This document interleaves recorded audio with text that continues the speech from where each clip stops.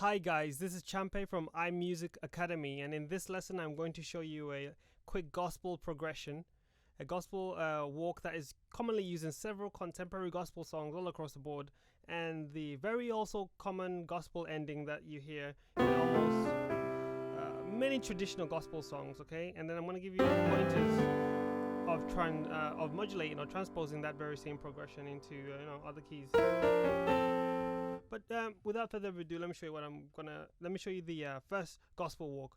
So it begins this. We have in the left hand, we're moving from D, and I'm showing you this in the key of C. So if we're going with scale degrees, we're starting on the 2, which is D.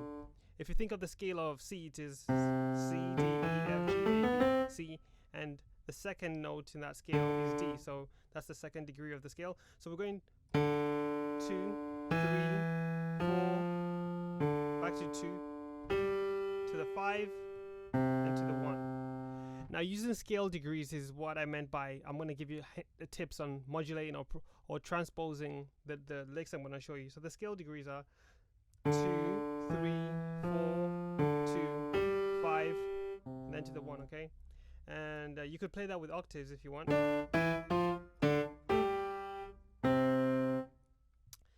That's basically all the bass is doing. So now the complicated part is what the right hand's doing. This is what's adding all the flavor. That's what it's adding all the thickness and the fatness to the chords, and it's what's making the recognizable familiar melody, the familiar gospel sound.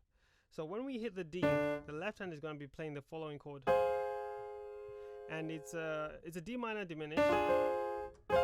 So we have I play with my thumb on G sharp, and then my index on C, and my pinky on the F. Okay.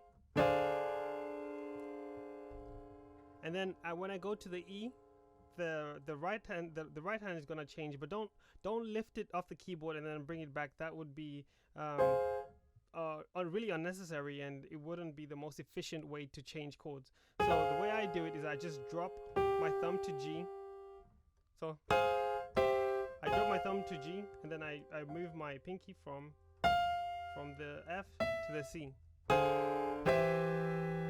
Okay?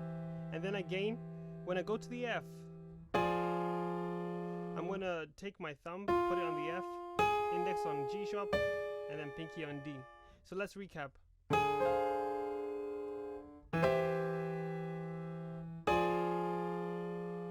Okay?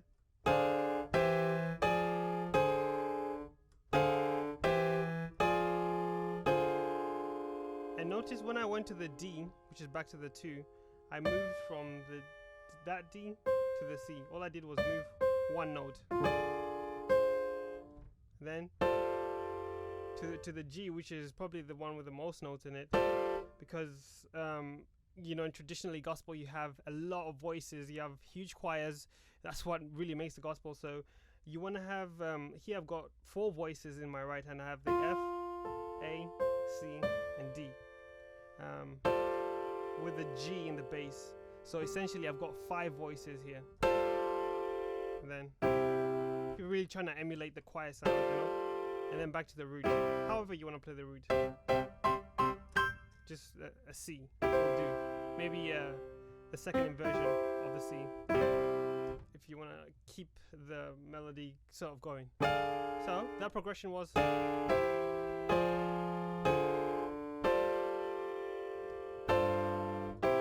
And what I do is I repeat the G takes up 2 bars, whereas everything else is like half a bar each.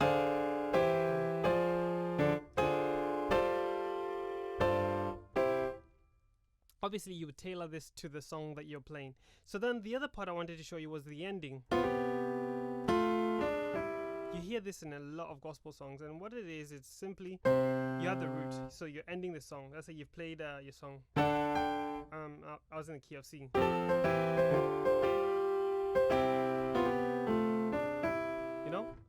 So we have the root. Here I'm playing the major 7 and the 5. So in my right hand I'm playing G with my middle finger. Thumb is on B. Then I walk it down, F, and then A. Then I walk it down again, So this time I'm going to the G sharp. I'm going a half step lower, whereas I'm skipping a whole step and a half step to get to the D. And then I walk back up with my right hand to E, and then G in the left hand. So that's.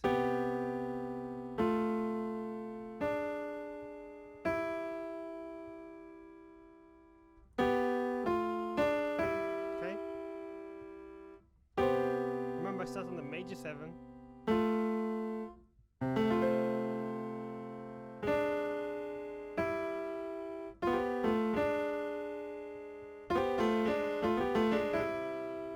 Mess about with that however you want. If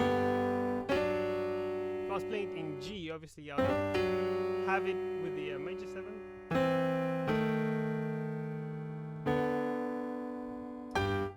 And so, like, to put everything together in context, I'd have.